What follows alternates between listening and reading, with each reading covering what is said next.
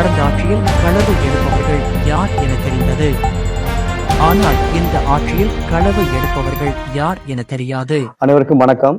நான் வெள்ளையன் வினோகாந்த், சம்மாந்துறை பிரதேச சபையினுடைய உப தவிசாளரும், அதே போல அம்பாறை மாவட்ட பொத்துவில் தொகுதியினுடைய ஐக்கிய மக்கள் சக்தியினுடைய அமைப்பாளருமாக என்னுடைய கடமைகளை சமகாலத்திலே செய்து கொண்டு வருகிறேன்.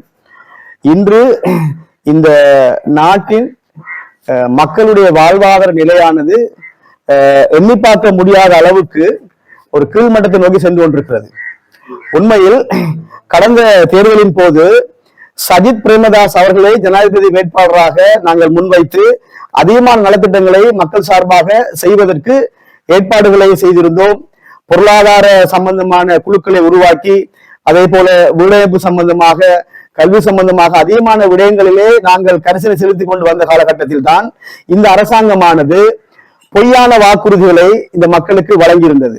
எனவே எமது நாட்டில் உள்ள அதிகமான மக்களும் அவருடைய பொய்யான வாக்குறுதிகளுக்கு அவர்கள் அங்கே ஏமாந்து விட்டார்கள் என்றுதான் கூற முடியும். உண்மையிலே அவர்கள் ஆட்சிக்கு வருவதற்கு முன்பதாக அவர்கள் கூறிய விடயங்கள், உதாரணமாக தற்பொழுது கல்வி சாதாரண தரத்தினுடைய பெறுபேறுகள் வெளியா இருக்கின்றன. எனவே இந்த கல்வி சார்ந்த மாணவர்களுக்கு அவருடைய கற்றல் உபகரணங்களுக்கான வரிகளை 100% முற்றுமாக வரிவிலக்கு செய்வதாக கூறியிருந்தார்கள். இன்று பாடசாலை உபகரணங்களை குறித்து கடைக்கு சென்று ஒரு பெற்றார் வாங்க நினைத்தால் அவருடைய நெஞ்சு படபடக்கும் அளவுக்கு விலை உயர்ந்திருக்கிறது.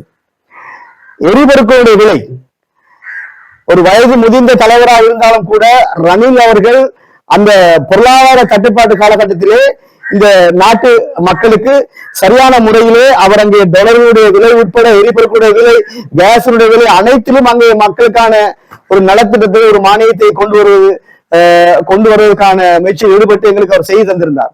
ஆனால் இன்று அவர் கூறினார்கள், வந்தவுடன் மின்சாரத்தினுடைய கட்டணத்தை 3 ஒரு பங்காக குறைப்பதாக கூறினார்கள். மாறாக கிட்டத்தட்ட 3 முறை இந்த கட்டணத்தை உயர்த்தி இருக்கிறார்கள், குறைக்கவில்லை.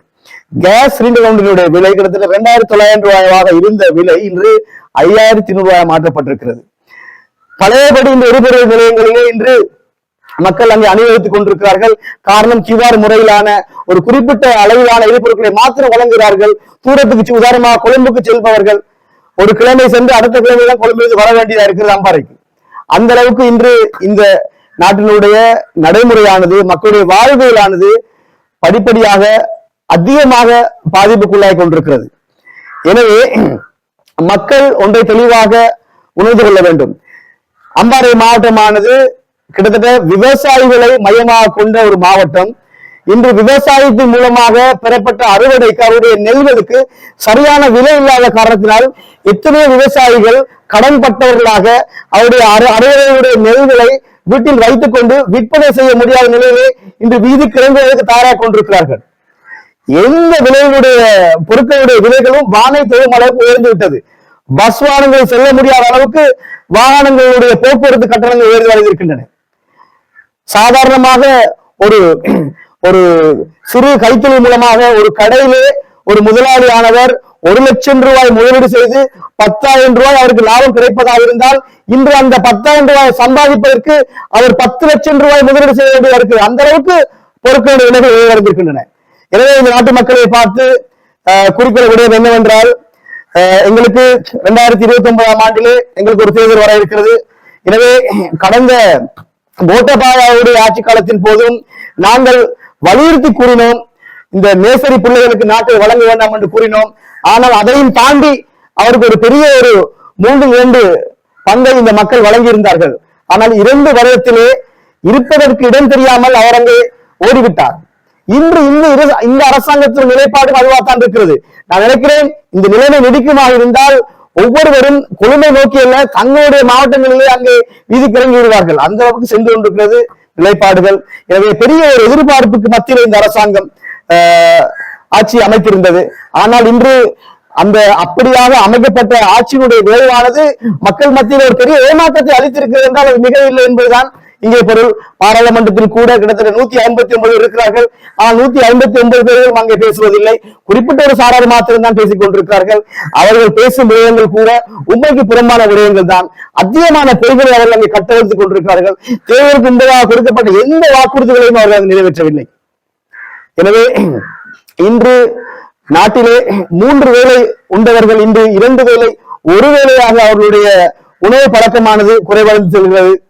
கிராமப்புறங்களில் வாழக்கூடிய மக்கள் அவர்களுடைய வாழ்வாதாரம் இல்லாமல் உணவுக்கே திண்டாட வேண்டிய ஒரு சூழ்நிலை உருவாகி இருக்கிறது. அவர்கள் கேட்டார்கள், நூறு தேவாத அல தேவாத என்று அவர்கள் அங்கே ஒரு வினோதமான முறையிலே ஒரு விட்ஸ் கார் ஒன்றினை 12 லட்சம் ரூபாய்க்கு தருவதாக அவர்கள் அங்கே கேலி கூத்துகளை காட்டித்தான் இந்த ஆட்சியை பிடித்திருந்தார்கள். இன்று மக்கள் படும் அவதி, மக்களுடைய அவலநிலை இன்று நெருப்பானது அடுப்பில் அல்ல ஒருவருடைய வயிற்றிலும் இருக்கிறது என்பதுதான் இந்த ஒருவருடைய பார்வையா இருக்கிறது. எனவே மக்களாகிய நாங்கள் அனைவரும் உணவு அடைய வேண்டும். இந்த நாட்டை நேசித்த ஒரு தலைவர் 70களிலே 80களிலே அன்று வளர்ச்சி அடைந்த நாடுகளில் கூட இலவச வீட்டு திட்டங்கள் இருக்கவில்லை. அந்த காலகட்டத்தில் கூட கம்முதாவ போன்ற வீட்டு திட்டங்களை இலங்கை மக்களுக்கு அமைத்து இங்கே அம்பாறையிலே, பொத்தியில் பகுதியிலே, அதிகமான இடங்களிலே, சம்மாந்துறை பகுதியிலே, கருமுனை பகுதியிலே, அம்பாறை நகர் பகுதியிலே அதிகமான வீட்டு திட்டங்கள் அமைத்து கொடுத்தவர் தான் காலம் சென்ற முன்னாள் ஜனாதிபதி ரணசிங்க பிரேமதாஸ் அவர்கள். புலிக்கு பிறந்தது பூனையாகுமா என்று கூறுவார்கள். அந்த வகையில் அவருடைய வழிவாயிலாக வந்த அவருடைய மகன் தான் சஜித் பிரேமதாஸ் அவர்கள். பசித்த வயிறு நன்கு அறிந்தவர். கிட்டத்தட்ட அவருடைய அந்த கடந்த கால ஒரு அமைச்சு அந்த ஆட்சி காலத்தில் கூட கிட்டத்தட்ட 2500க்கும் மேற்பட்ட வீட்டு திட்டங்களை அமைத்து கொடுத்திருந்தார். அதில் 400 வீட்டு திட்டங்களை முடித்தும் கையெழுத்தும் இருந்தார். இந்திய வீட்டு திட்டங்களை முடிப்பதற்கும் கையளிப்பதற்கும் முடியாத நிலையிலே ஆட்சி மாற்றங்கள் ஏற்பட்டிருக்கின்றன. எனவே அந்த வீட்டு திட்டங்களை முடிப்பதற்கு, கல்வியிலே ஒரு புரட்சியை செய்வதற்கு, வாழ்வாதாரத்திலே பொருளாதார என்று எத்தனையோ வெகுப்பகங்கள் மூடப்பட்டிருக்கின்றன.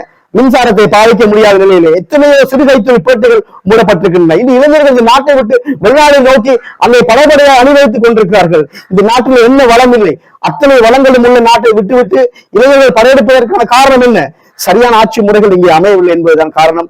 எனவே அடுத்த முறையாவது நாங்கள் தற்போது கற்றுக்கொண்ட பாடங்களை வைத்துக் கொண்டு நல்ல தலைவரை, சஜித் பிரேமதாச போன்ற ஒரு நல்ல தலைவரை இந்த மக்கள் தெரிந்திருக்க வேண்டும் என்பதை நான் மிக ஆணித்தரமாக இந்த சந்தர்ப்பத்திலே இந்த ஊடக சந்திப்பின் வாயிலாக தெரிவித்துக் கொள்கிறேன். இந்த ஊடக சந்திப்புக்கு ஏற்பாடு செய்து வந்திருக்கக்கூடிய அனைத்து ஊடக நண்பர்களுக்கு என்னுடைய நன்றிகளை தெரிவித்துக் கொள்கிறேன். நன்றி, வணக்கம்.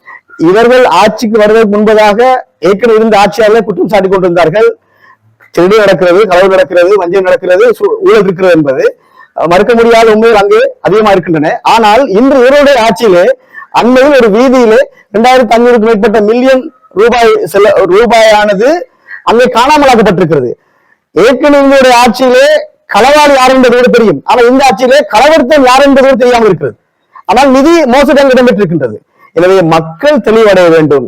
இன்று ஒரு ஆட்சிக்கு வர முன்பதாக ஆட்சி அதிகாரம் இல்லாமல் இந்த வைத்தியசாலைகளுக்கு சென்று நோயாளிகளுக்கான இலவச மருத்துவ உபகரணங்கள், பாடசாலைகளுக்கு சென்று பாடசாலை மாணவர்களுக்கான அவர்களுக்கான பஸ் வண்டிகள், அதே போல் அவருடைய தொழில்நுட்ப அறிவு வளர்ச்சிக்காக கணினி போன்ற உபகரணங்களை வழங்கியவர் சஜித் பிரேமதாஸ் அவர்கள். இந்த நாட்டிலே வரிப்பணத்தின் மூலமாக பெறப்பட்ட எந்த நிதியையும் கொண்டு அவர் செய்யவில்லை. தன்னுடைய சொந்த நிதியிலும் தன் நண்பர்களை கொண்டும் அங்கே சேகரிக்கப்பட்ட நிதி மூலமாக மக்களுக்கு செய்திருந்தார். எனவே அப்படியான ஒருவரை நாங்கள் மீண்டும் ஆட்சி கட்டளைக்கு கொண்டு அமர்த்துவமாக இருந்தால் நிச்சயமாக அன்று 70-80 இருந்த அந்த பொற்காலமானது. நான் இன்னும் ஒரு விடயத்தை குறிப்பிட்டு சொல்ல விரும்புகிறேன். 1994ஆம் ஆண்டுக்கு முற்பதாக லலித் அத்ரத் முதலி, ஜெயர் ஜெயவர்தன் அவர்கள், ரணசிங்க பிரேமதாஸ் அவர்கள், DS சேனநாயக் அவர்கள் இவர்கள் இந்த நாட்டிலே அதிகமான விடயங்களை உருவாக்கியிருக்கிறார்கள். கல்வி திட்டங்கள், 200 கவர்மெண்ட் வசதிகள், அதே போல அதிகமான இடங்கள் உருவாக்கியிருக்கிறார்கள். ஆனால் 94ஆம் ஆண்டுக்கு பிறகு நீங்கள் பார்த்தீர்களா இருந்தால் இங்க உருவாக்கப்பட்ட திட்டங்கள் என்று எதுவும் கிடையாது. மாறாக நாட்டிலே கடனுக்கு மேல் கடன் சுமையை உருவாக்கி தற்போது ஒவ்வொரு குடிமக்களுடைய தலையிலும் கடனைத்தான் சுமந்து வைத்திருக்க. எனவே குடிமக்களை பார்த்து நான் கூற முடியும் என்னவென்றால், நல்ல தலைவர்களை உருவாக்குவதற்கு நீங்கள் இருக்க வேண்டும். ஒருவருக்கு ஒரு விடயத்தை அளிக்காமல் வழங்காமல் அவர் எப்படி செய்வார் என்று எண்ணி நகையாடுவது என்பது மிக கேலித்தனமாக ஒரு விவேகமாக இருக்கிறது. எனவே ஒருவருக்கு ஒரு விடயத்தை வழங்கிவிட்டு நாங்கள் பார்க்கிறோம் அவர் எப்படி செய்வார் என்று. அதே சஜித் பிரேமதாஸ் அவர்கள் நாட்டிலே காணப்படக்கூடிய அதிகமான வறுமை கோட்டுக்கு கீழ்பட்டவருடைய மனிதனை குடியிருப்பது தலைவராக இருக்கிறார். எனவே அவருக்கு இந்த வாய்ப்பை நாங்கள் வழங்கும் பட்சத்திலே நிச்சயமாக இந்த கேள்விகளுக்கான விடைகள் எங்களுக்கு கிடைக்கும் என்பதுதான் என்னுடைய பார்வை. உண்மையில் இலங்கை நாட்டை பொறுத்தவரையிலே ஒவ்வொருவரும் கூறும் விடயம் என்ன? அபிவிருத்தி அடைந்து கொண்டு வரும் நாடு. எங்களுடைய பாட்டுடைய காலத்திலே கூறினார்கள் அபிவிருத்தி அடைந்து கொண்டு வரும் நாடு. என்னுடைய தகப்புடைய காலத்தில் கூறினார்கள் அபிவிருத்தி அடைந்து கொண்டு வரும் நாடு. தற்போது எங்களுடைய காலத்தில் கூறுவார்கள் அபிவிருத்தி அடைந்து கொண்டு வரும் நாடு. என்னுடைய பிள்ளைகளின் காலத்தில் கூறுவார்கள் எப்பொழுது நாடு அபிவிருத்தி அடைவது? அபிவிருத்தி அடைவதற்கு தடையா இருக்கக்கூடிய தலைவர்களை நியமிப்பதில் தான் எங்களுடைய பிழை இருக்கிறது. கோட்டாபய ராஜபக்ச அவர்களை பொறுத்தவரையிலே அவருக்கு இந்த நாட்டினுடைய அரசியல் வழிவாக என்பது எதுவுமே அறியாமல் குடும்ப பின்னணியில் வந்தவருக்கு அவர்கள் வழங்கியிருந்தார்கள். வந்தவர் என்ன கூறினார்? நாங்கள் இந்த விவசாயிகளுடைய பிரச்சனையிலே அவர் உண்மையிலே அவர் தவறெடுத்த விடயம், முதலாவது விடயம் விவசாயிகளுடைய பிரச்சனையில் அவர் கை வைத்ததுதான். எனவே முற்றும் முழுவதுமாக இந்த நாடானது விவசாயத்தை கிட்டத்தட்ட 50% மேற்பட்ட முறையிலே அது கையாளக்கூடிய நாடாக காணப்படுகிறது. விவசாயத்தினுடைய வயிற்றில் அடிக்க சென்றதுதான் அவருடைய அந்த வீழ்ச்சிக்கு முதலாக காரணமாக இருந்தது. எனவே இந்த அரசாங்கம் கூட தற்பொழுது விவசாயிகளுக்கு நான் நினைக்கிறேன் 110 ரூபாய் தருவதாக 120 ரூபாய் தருவதாக எல்லாம் கூறியிருந்தார்கள். உங்களுக்கு தெரிந்திருக்கும் கடந்த காலங்களிலே ஒரு சிறிய விடயம் என்னவென்றால் ஒரு ஐவே போடுவதாக இருந்தால் அங்கே குரங்குகள் அடிபட்டு செத்துவிடும், மயில் அடிபட்டு செத்துவிடும் என்று அதை தடுப்பார்கள். எனவே ஆர்ப்பாட்டம் செய்யாத விடயங்களே இல்லை.